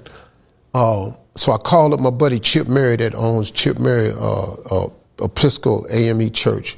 And I called him up. He said, Michael wants to come to this church. And I said, yeah, man, he wants you to talk with him and pray for him. I said, Mike, I'm gonna come pick you up and we can go to church. So Mike had took the entire floor of the Beverly Wilshire Hotel and gutted it and just turned it into his own place. So I came up there and Mike met me at the door on a moped. Because he was crazy, man. I said, he had another one, but he said, come on, let's go down to the apartment. I said, Mike, a moped, dog, I'm 6'2". What is it? It's just this little bit. So ride the moped down the end, we're gonna get up and go in the place. And I'm looking at this place and I'm going, this is incredible. He done gutted the whole floor and just made it his apartment. This is incredible. So I'm in there, man, and I said, Mike, we gotta go to church. It's black people, we gotta go now. You know, we gotta get parking and everything. I said, Mike, did you tell anybody you was going to church? Oh, no, I wanted to be a secret. I said, okay, cool. Mike goes to get dressed, and he comes out dressed. And I went, Mike, what you got on? So where you going, man? What is this you wearing? What's the matter? This is my suit. I said, what you dressed like Captain Crunch for? Where's you going with all these bars on your shoulders? That's some military. We're going to church, man. You got one stripe on one leg. I said, where your suit at, man? We black people, we wear suits, ties. This is all I got. Steve, this jacket is $20,000. I'm going, what? Dude would spend money on stuff. So I'm laughing at him. So we go get in the car. He said, man, this is great, man. Are they good? Do they have a great choir? I said, man, they be jamming. So we get down off the 10 and we turn on Crenshaw, and it's cars from the 10 all the way down Crenshaw, all up Jefferson Avenue. People all on the side. Where, Michael? I'm going, what the hell? I said, Mike, I thought I told you, ain't tell nobody. I never opened my mouth. Well, the preacher told somebody Michael was coming, and the word got out. Let me tell you something, man. It was people from Belgium, Argentina, Amsterdam, signs from everywhere. People from all over the world flew in to see this guy go to church. We get to the church, it's packed. This Easter. It's a regular Sunday. It's Easter in here, man. It's packed. So before the service start, I get him in the back with the preacher, Chip Murray. Chip Murray prayed for Michael. He told him, he said, Mike, you're going to walk away from this. He said, God knows what you did. You good, brother. You ain't good. And he was so worried. He prayed for him. Mike said, man, he says I'm going to walk away. So that's what these people, he talk God all the time with this black church, man. So we went and they had a seat for us in the middle. And we sat down. And boy, this choir came out and they was jamming. And Mike's hair was in his eyes and Mike was just sitting there just rocking, man. He was getting it, man. He said, this is great, man. This is great. Oh my God. What are they doing? Phil, he knew every instrument. Man, they went from a D to an E flat. This is amazing. What? You heard that? Dog, he was in there, man. Oh my God. Why are those people jumping up and down? I said, they shouting. For what? Well, probably because you here. It was funny, man. So the whole church service, he was just rocking, man. He loved it. So Mike says, I don't want to talk to anybody. Steve, go out there and talk for me. I said, ain't no problem. Got the right one. Look, man, his microphones, man, I mean, everywhere. Everybody was there. Steve, we want to talk to Michael. He ain't coming out. Not happening. You know, hey, well, Steve, we want to talk. I say, hey, man, Mike said he ain't coming out and he want me to talk for him. Steve, where's Michael? We want to talk about him. Mike ain't coming out. We have questions for Mike. I said, Mike told me to answer all the questions. Why did he come to church? I say, you know, he liked church music. Why did he pick this church? He said he didn't, I did. I told him which one to come to. We don't want to talk to you, we want to talk to Mike. I say, hey man, tell you no more, Mike ain't coming out here. Now we ain't in the church right now. So and you know, this me back in the day before I had all these shows. I ain't had nothing to lose, dog. I'm lighting their ass up and I'm aggravated. So what is Michael doing now? He's talking to he's talking to the kids. About what? Why are they allowing children in the basement with Michael? I said, hold on, man. Where you going with this here? I say, press conference over. So I go in the back. So we talk with the kids along until Michael say, Steve, I'm ready to go. I said, all right, man. So I told security, go get the car, bring it around. And we get in the car. I say, Mike, listen, man, it's people all the way down here. I just want to shake their hand. I said, Mike, you can't shake these people's hand, dog. You know where we at? We're Crenshaw. This ain't what we finna do. So Mike's sitting over there and his ass rolled the window down. He over there by himself. He rolled the window down. Man, these people was reaching in there, tearing his clothes off. They're pulling me. I said, roll your window up. Shut up all that whining and Mike, and roll your window up. You're gonna crush their hand. Man, their hand. But I got that window up and this dude's hand was caught in the window. Now the car picking up speed and the dude is running with his hand crushed in the window. Mike said, Steve, stop the car. He's gonna get hurt. Man, f*** him. We all gonna get hurt if we don't get out of here. So I told the dude, speed up, man. So the driver sped up and I opened the window just a little bit and he got his hand out. He said, Steve, you were gonna drag the poor man. I said, didn't I tell your ass not to open the window? It is your fault, Mike. He said, you're crazy. You're just talking to me so crazy. I said, I'm trying to save your ass. You don't know how to fight in here talking about, they're tearing my clothes off. What is your ass you think they gonna do? So we get all the way back to the hotel and they take us through the back. And Mike done stepped in some gum somewhere. So we on the elevator and he raised his foot up and his gum down from his foot down to the floor. He said, Steve, there's gum on my shoe. I said, and what the I'm supposed to do? I said, Mike, I don't get gum off nobody's shoe, man. But it's on my shoe. Now security, they up there laughing their ass off because nobody talked to Mike like that. But it's gum on my shoe. What the I'm supposed to do? So, man, rub that off. The elevator opening, them two damn mopeds. I said, man, we ain't got time for this. Let's walk down here. Tony doesn't draw. Tony doesn't draw. Oh yeah. Like and subscribe, don't be a.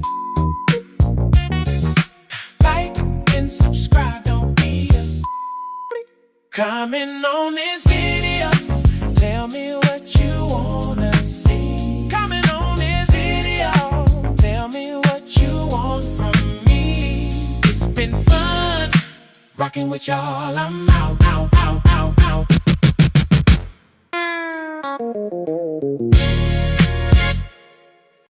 Our second episode was with DMX. That's the first time we went #1. The first time I've ever had like a clash with Rough Riders. Like they hated that interview. I'm learning how to be a podcast. I know I got an advantage because I have a relationship. I'm a rapper, right? And DMX is my friend. So Mr. Lee tells me, yo, DMX is at the A-Loft. He said, come check him. So I'm like, all right, come check him. So I'm coming there to say, yo, can you do my podcast? So I said, podcast, and he's like, I don't want to go to the pod. You know, a pod in jail. Yeah. He's like, what? The pod? Not the pod. He's like, I don't want to go to the pod. I'm like, no. It's a podcast. Like, no one knows what a podcast is, right? DMX, you haven't did no podcast ever in your life. Ever. No. Yo, I want to thank you, my brother. So hold up. Pod is like.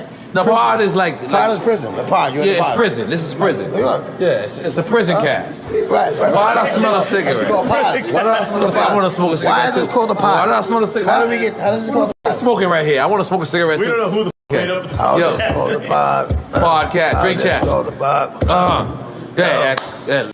So as I'm about to ask DMX, you can ask Mr. Lee. I'm about to ask him, yo, can you do my show? His cousin calls. So one of his boys go, hey, it's your cousin on the phone. So DMX go, hey, what? What's up? And he goes, hey, X, man. Because X's volume is real loud. So I can hear the cousin, even though he has it in the ear. He goes, can you go to 99 Jams for me? It's like, 99 Jams? What is that? It's like the radio station, where Khaled works out. He's like, I don't do interviews. And hangs up. Meanwhile, I'm about to ask him to do an interview. So I'm like, hey. So he's like, what's up, Nori? What's going on? You smoking a cigarette?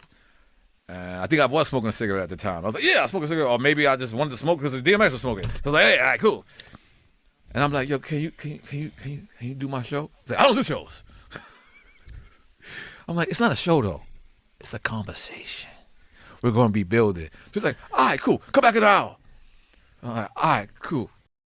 We leave to go get the equipment. We come back. X is full-fledged bent. He was so in shit. Yeah. when we left.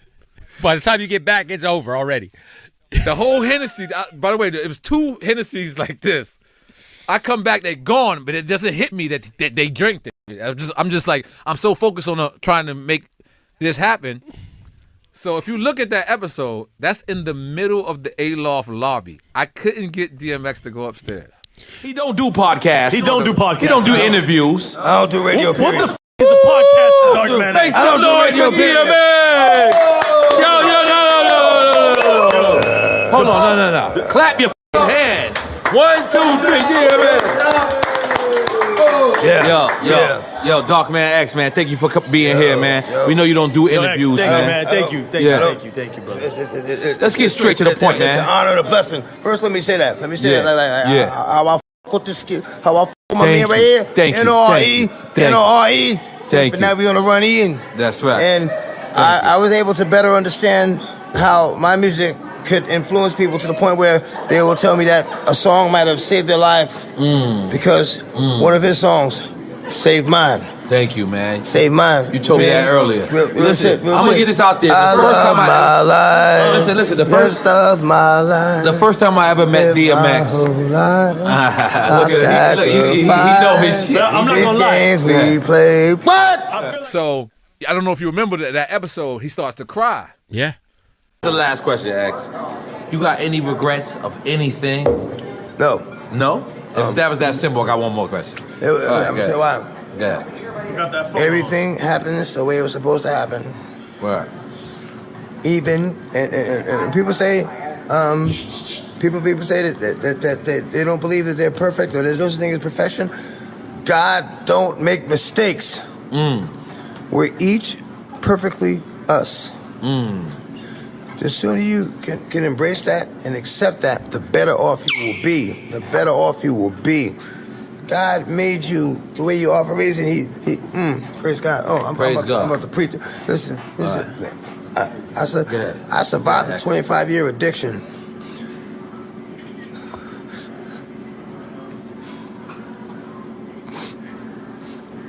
God.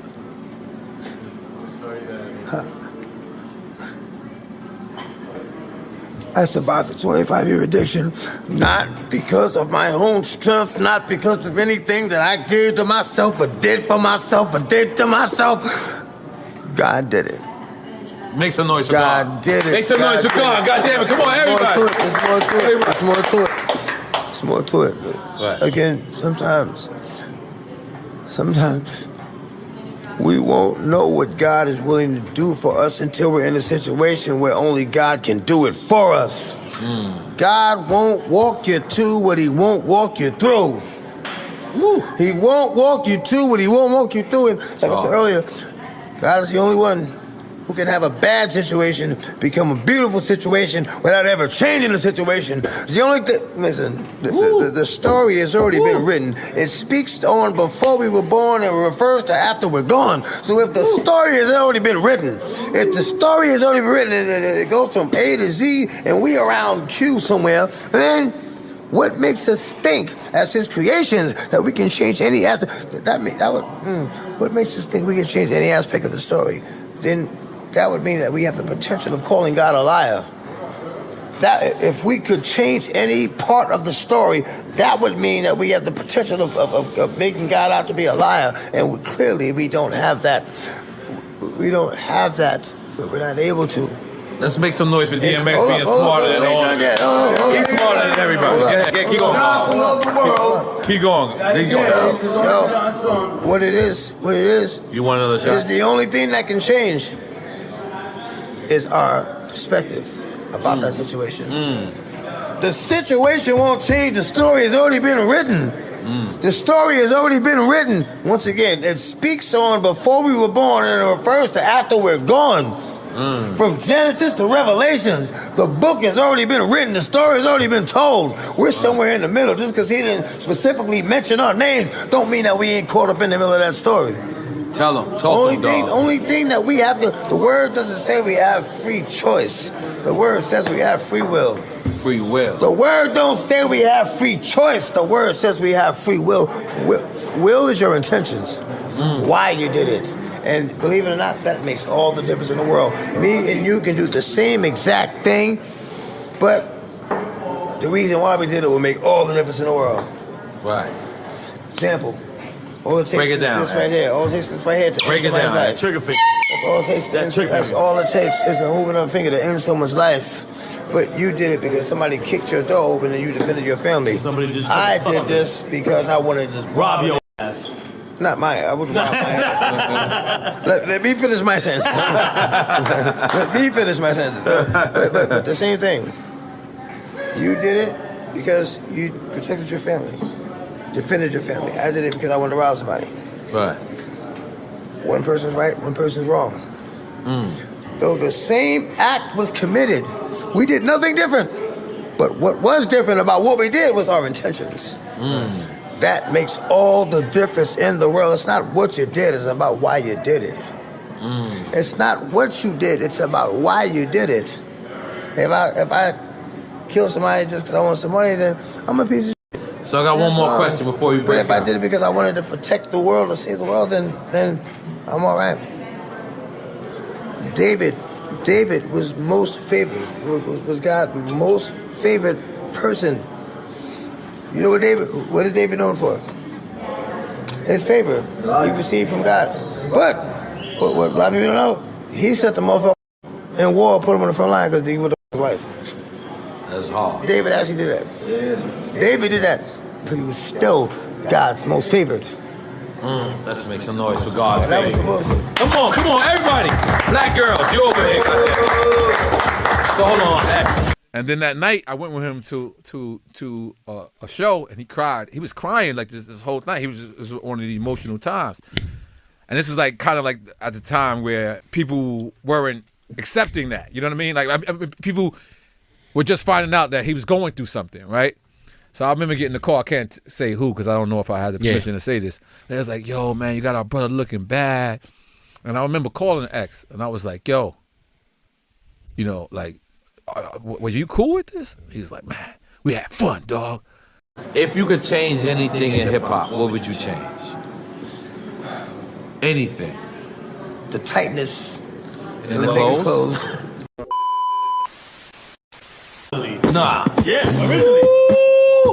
Slime in the ground, slime on the grind. I'm gonna do it when I do it in the slime. I ain't even in time.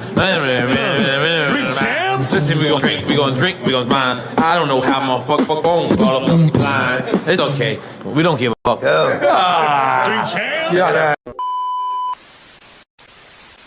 We may never know it. We're missing what We got the hook too. Let's do it. We may never know it. We need to be growing. We may never know it. We are truly glowing. We may never know the way the world is gonna use us. We may never know which way to go if they keep going. We may never know which way to do what we keep doing. We may never know what we will find when we keep looking. We You may never know the way the world is gonna use us in our lives. Dark Man X, make some